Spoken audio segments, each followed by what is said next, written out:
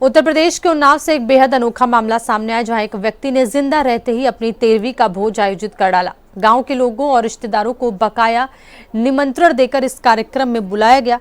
मामला उन्नाव के थाना फतेहपुर चौरासी क्षेत्र के पीथनहार गांव का है। यहाँ के रहने वाले रविंद्र कुमार ने जीवित रहते ही अपनी 13वीं भोज का आयोजन किया।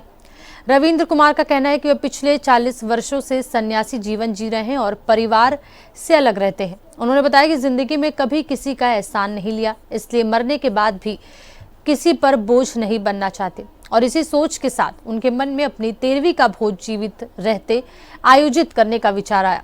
उन्होंने कहा कि मैं पिछले 40 साल से सन्यासी हूं और परिवार से अलग रहता हूं। मैंने जिंदगी में किसी का एहसान नहीं लिया, इसलिए मरने के बाद भी किसी का एहसान नहीं लेना चाहता।